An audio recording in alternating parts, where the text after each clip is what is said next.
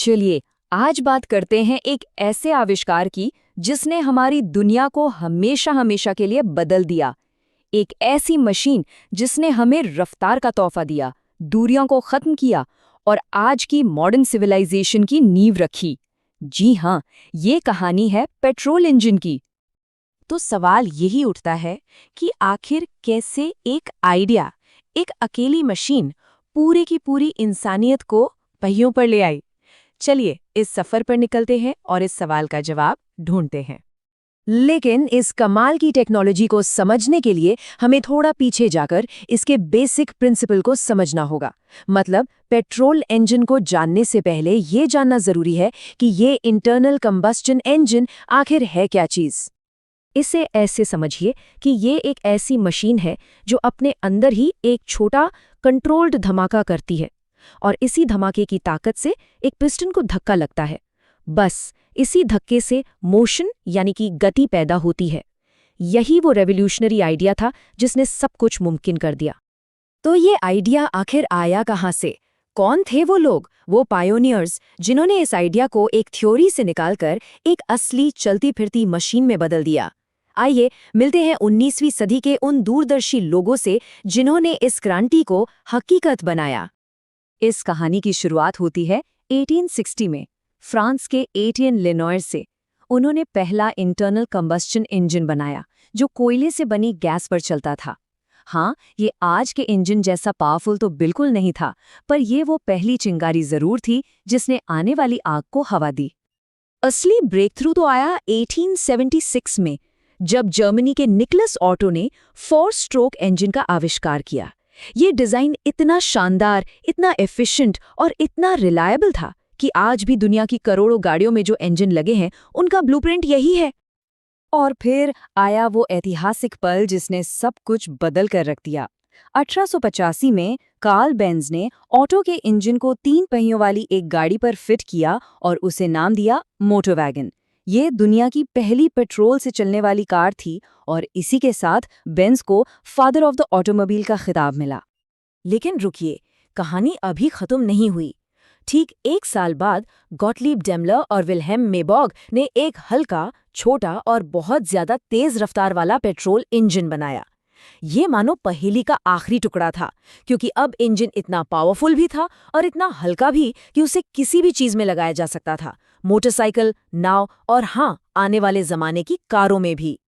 तो 19वीं सदी में नींव तो पड़ चुकी थी, लेकिन 20वीं सदी वो दौर था जब इस आविष्कार को और बेहतर बनाया गया, इसे आम लोगों तक पहुंचाया गया और इसे इतना पावरफुल बना दिया गया जितना किसी ने सोचा भी नहीं था। 20वीं सदी में जो तरक्की हुई वो देखने लायक थी। 1908 में हेनरी फोर्ड की मॉडल टी ने कार को अमीरों के खिलौने से निकालकर आम आदमी की सवारी बना दिया। फिर 60s में आए V6 और V8 जैसे बड़े इंजन जिन्होंने कारों को जबरदस्त पावर दी। 90s में कंप्यूटर ने कमान संभाली और EFI ने इंजन को ज्यादा स्मार्ट और एफिशिएंट बना दिया। और आज हम हाइब्रिड के दौर में हैं, जहां पेट्रोल और बिजली मिलकर भविष्य की गाड़ी को आगे बढ़ा रहे हैं। तो हिस्ट्री तो बड़ी फैसिनेटिंग है, लेकिन ये मशीन आखिर चलती कैसे है? चलिए अब जरा निकोलस ऑटो की उस ब्रिलियंट 4 स्ट्रोक साइकिल के अंदर झांक कर देखते हैं। चलिए इसे ऐसे समझते हैं जैसे इंजन सांस ले रहा हो। पहले स्ट्रोक में वो हवा और पेट्रोल का मिक्स अंदर खींचता है, ये हुई सांस लेना। दूसरे स्ट्रोक में उस मिश्रण को जोर से दबाता है, मतलब सांस रोकना।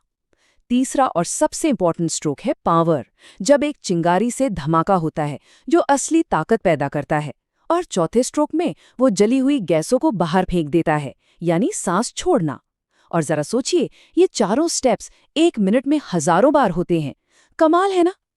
तो आखिर पेट्रोल इंजन इतना सक्सेसफुल हुआ क्यों? देखिए, एक तो ये तेज था, वजन में हल्का था और चलता भी बड़ा स्मूथ था। ऊपर से इसका स्पार्क इग्निशन सिस्टम इसे फौरन स्टार्ट होने में मदद करता था। बस इन्हीं खूबियों ने मिलकर इसे ट्रांसपोर्ट की दुनिया का बेताज बादशाह बना दिया।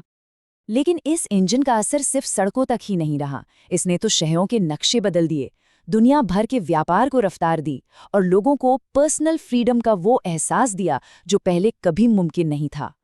तो सवाल ये है कि आज इसकी विरासत क्या है और यहाँ से आगे का रास्ता कहाँ जाता है?